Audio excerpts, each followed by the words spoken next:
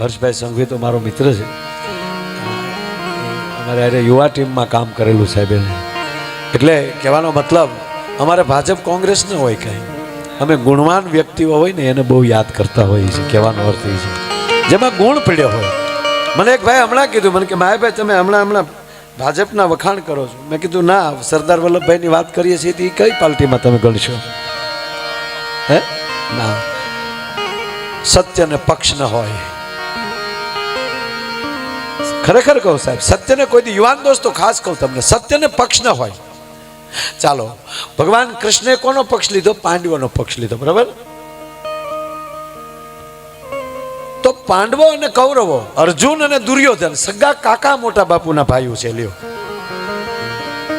તો અર્જુનને તો બે હગા થયા ને, સોરી કૃષ્ણને તો. અરે ઈથી આગળ વાત કરું, અત્યારે ભાઈએ ભાઈઓને ન બને પણ વેવાય વેવાયને કેવું બને એ મને કહેશો? હે, બે વેવાય હોય કેવું બને? તો તમારી જાણ ખાતર કહું સાહેબ, ભગવાન કૃષ્ણ અને દુર્યોધન બે સગા વેવાય છે. દુર્યોધનની દીકરી લક્ષ્મણા એ ભગવાન કૃષ્ણના દીકરા શ્યામ એની પત્ની છે સાહેબ.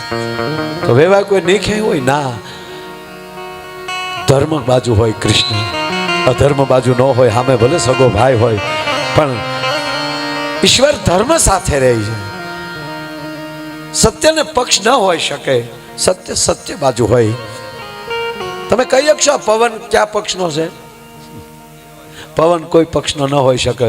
એ ભાજપને એટલી જ લહેર આપે, કોંગ્રેસને એટલી લહેર આપે, આમ આદમીને એટલી લહેર આપે, પણ તમે કેવી લહેર લઈ શકો એના ઉપર આધાર છે. આ કોરોનાને કોઈ પક્ષ હતો? ભલે ભાજપ સરકાર છે એને નહોતો આડ્યો એમ. રોગને કોઈ પક્ષ ન હોય શકે અને લહેરને કોઈ પક્ષ ન હોઈ શકે. કોરોનામાં જેવું તેવું થયું. લોકડાઉનમાં ભલા ઘેર્યા ગળી ગયા હતા. લોકડાઉનમાં નીકળાય બહાર લાગે? હા, ન ચાલે. એક ભાઈને મેં ફોન કર્યો, મેં કીધું બહાર નીકળો કે નહીં? મને કે માયાભાઈ બહાર નીકળી તો મોર બોલે છે.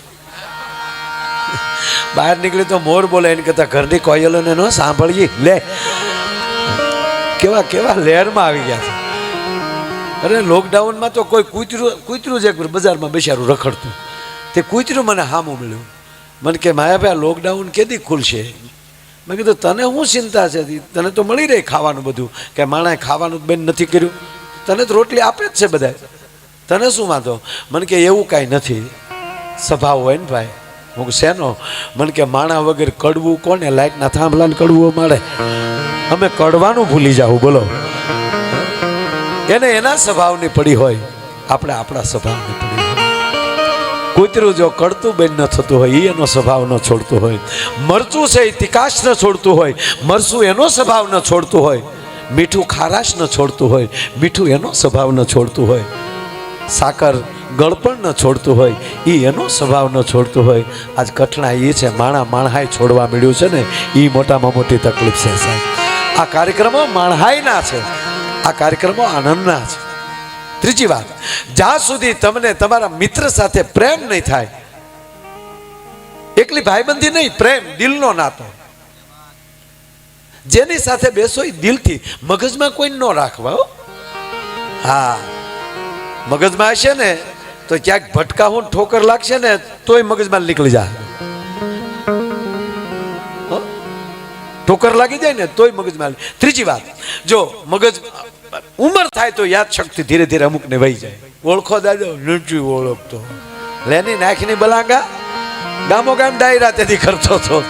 રાજા ભરતની માનતો હતો ને તું, લે કઈ લે હાલ. મગજ ધીરે ધીરે બંધ થઈ જાય. અરે આંખ ધીરે ધીરે ઝાંખી થઈ જાય, જોવાનું બંધ થઈ જાય. નહીં તો ઘણા ઓટલે બેઠા બેઠા કોક નીકળે, આ કોના વહુ નીકળ્યા? તારા લુખા. ભગવાન હામું જો, ભગવાન હામું જો, મારા નાથે તને આંખ દીધી છે. એ જે આંખ દીધી એ તને ઓળખવાને ને શુભ જોવાને કાજ. પણ આંખ દીધી એ તને ઓળખવાને ને શુભ જોવાને કાજ ને વાલા, શુભ જોવાને કાજ. પણ શું કર્યું આપણે? दोष जोया दुनिया ते कोई दोष जोया आप कीधु छे काज सदारियों ने चढ़ावी निर्मलता न आँख नानी प्रभु तने पूछशे पाणी पछी तारी नय रेवाणी प्रभु तने पूछशे पाणी पछी तारी आँख दीधी तने ओळखवा शुभ जोवा ने काज आपने भगवाने आँख शुं काम आपी जोवा सारू जोवा माटे હવે બીજી વાત આપણે માય અંબાજી નજીક છે બરાબર કોઈ પણ માતાજીને તમે માનતા હો તો માતાજીના ગરબામાં એક આપણે કડી આવે ખબર માળીને પાળે આંધળા રે આવે બોલો હકાદાન ઘણીવાર દાંત કઢાવે એ કે હું ગરબા ગાતો છો પહેલા એ કે પહેલા સાહિત્ય ન કરતો એ કે તો હું ગરબા ગાતો અને ગરબામાં આવે માળીને પાળે આંધળા આવે ને આંધળાને આંખ્યુંમાં આપે માળીને પાળે કોઠિયા આવે કોઠિયાને કાયામાં આપે માળીને પાયે પાંગળા આવે પાંગળાને પગમાં આપે માળીને પાળે વાંજી આવે વાંજીયાને દીકરામાં આપે એ કે માતાજી રાચે આવીને કે મને બે ઠપાટ મારી હકાદાન કે કેલા તું આવાજ આવે બીજા હારા મારે ઓલે આવતા જ નહીં હોય કે પણ મને પ્રશ્ન ઘણાએ કર્યો કે તમારા આ શાસ્ત્રોમાં આવી વાતો આવે માતાજી આંખો આપી દે માતાજી પગ આપી દે માતાજી દીકરા આપી દે એનો અર્થ શું એનો અર્થ એટલો સાહેબ તમે શુભ દર્શન કરો ને માતાજીના તો આપણે આંખ તો હોય જ પણ સારું ન જોતા હોય અને માતાજીની કૃપા થાય ને ત્યારે જ્યાં જોવો ત્યાં તમને સારું જ દેખાય ત્યારે માનજો કે તમારી ઉપર માતાજીની કૃપા થાય આપણે કોકના પ્રસંગમાં જાય તો સારું નો ધ્યાનમાં આવે જમવામાં બરોબર નહોતું એટલે ઝપટ કરી લે ને જે ભાવે એ ભાઈ સારું મળે દેખાવા ત્યારે માનજો હવે બીજો પ્રશ્ન યુવાન મિત્રો જેટલા ભણો છો એ બધાને પગે લાગીને કહો એક વાર ગીતાજી વાંચી લેજો ગીતાજીને કેવલ ધાર્મિક ગ્રંથ ન ગણતા તમારા જીવનના પ્રશ્નોના જવાબ મળી જશે અને એકવાર ગીતાજી વાંચી લ્યો અને પછી તમારી બુદ્ધિમાં એટલું બધું તેજ આવશે અને તમારે જે બનવું એ ન બનો ને તેથી મને ફોન કરજો હું તમારી પાસે આવી અને તમારી પાસે આવીને મોઢામાં જોડું લઈને પગે લાગીને માફી માગી લે હું ખોટો હતો આ સત્ય કહું સાહેબ તમે દિલથી ગીતાજી તમે વાંચી લ્યો અને તમારે જે બનવું હોય એ ધ્યેય એમાંથી ન નીકળે તો તે ગીતાજી કૃષ્ણ ન કહેવાય અર્જુનને શું કર્યું અર્જુન હારે હતો સાહેબ સાથે રહેતો હતો પણ અર્જુન ઓળખી ન શક્યો ભગવાનને પહેલા ગીતાજી વાંચો તમે તેમાં અર્જુન પ્રશ્નો કરે છે બધા ત્યારે કૃષ્ણ એમ કહે છે કે હે અર્જુન તું ચિંતા ન કર હું તારી સાથે છું બહુ નજીક હોય ને બહુ નજીક તોય માણસ ઓળખી ન શકે ઘણી વાર શું થાય આપણે ઘણા એમ કે મિત્ર અરીસા જેવો હોવો જોઈએ ના અરીસા ઉપર ડાઘ હશે ને એ તમારી ઉપર દેખાય મિત્ર આર પાર હોવો જોઈએ મિત્ર હૃદયનો હોવો જોઈએ એટલે આ ભગવાન કૃષ્ણના સખા છે અર્જુન તો ગીતામાં ભગવાન કૃષ્ણ કહે છે કે અર્જુન પવન પણ હું છું વાયુ હું છું અગ્નિ હું છું જળ હું છું આકાશ હું છું દાંત આવ્યા અર્જુનને કે હવે આ બધું બેન કરો ને કૃષ્ણ તમે મારી ભેગા મારી પથારીમાં આપણે અનેક વાર હારે હુતા છે એક થાળીમાં હારે જમ્યા છે ના અર્જુન પ્રાણીની અંદર સિંહ મારી વિભૂતિ છે અર્જુન પાંડવોમાં ધનંજય પાંડવોમાં ધનંજય અર્જુન તું જ હું છું લે પછી અર્જુને દાંત કાઢ્યા કૃષ્ણ હવે રહેવા ગયો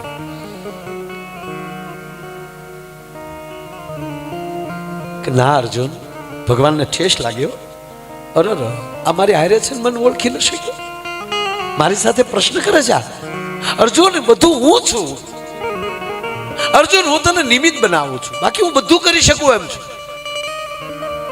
અર્જુન કે હવે હથિયાર લેવાની ના પાડી તબીએ હવે કૃષ્ણ હદ થાય છે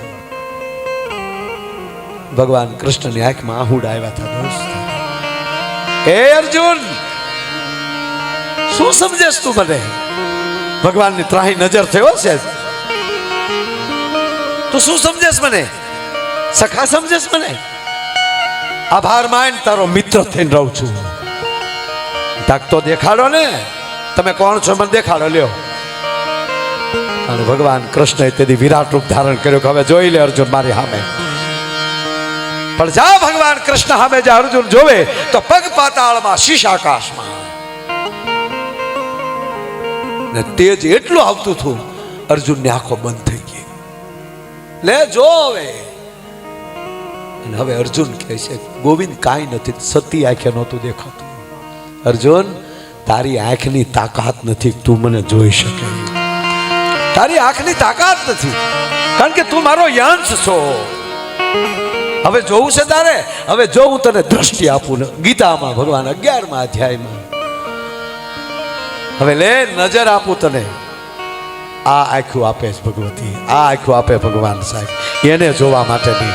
અને અર્જુનને દ્રષ્ટિ આપે છે અને પછી જે અર્જુન જોવે છે અને દેખાય છે સાહેબ નારાયણ અનેક માથા અનેક આંખો. સાહેબ અર્જુન માફ કરજો, અર્જુને તેદી વિરાટ રૂપ જોયું. પણ અમે કલાકારો એટલા ભાગશાળી છીએ, અમે રોજ આ વિરાટ રૂપ જોઈએ છીએ. અનેક માથા અનેક આંખો. તમે અમારા ભગવાન છો વાલા. કેટલી આંખો કેટલી નજર અમારી ઉપર આવતી હોય છે. આમાં કોના રૂપમાં કોણ બેઠું હોય હું ખબર વાલા. હે પણ અર્જુને જ્યાં જોયું વાત અહીં હાલે છે. અર્જુને જ્યાં નજર કરી ત્યાં તો ગંગા જમના સરસ્વતી નર્મદા સિંધુ કાવેરી હાથ કરતી એમ કે ભાઈ સાગરમાં સમાઈ જતી હોય એમ કુરુક્ષેત્રના ચારેય છેડાને ભગવાન કૃષ્ણની ડાબી દાઢમાં કચડાઈ ગયેલા જોયા, મરી ગયેલા જોયા. કે ગોપાલ હે ગોવિંદ યદા યદા હિ ધર્મસ્ય જ્ઞાન નિર્ભવતિ ભારતમ અવયુત્થાનમ ધર્મસ્ય તદાત્માનમ સુજામ્યહમ પરિત્રાણાય સાધુનામ વિનાચાય ચ દુષ્કૃતામ ધર્મ સંસ્થાપનાર્થાય સંભવામી યુગે યુગે. ગોવિંદ તું ઈ તો નથી ને યુગે યુગે અવતરશો. અર્જુનને શરીર મળ્યું ધ્રુજવા પાયો. હા હા આ વિરાટ રૂપ મારી ભેગું જમે છે. આ વિરાટ રૂપ મને એમ કે છે કુઠ ઉભો થા કે વાલા તારા વિરાટ રૂપ ને જોઈ ધનંજય ધ્રુજી પૂછો રે લો.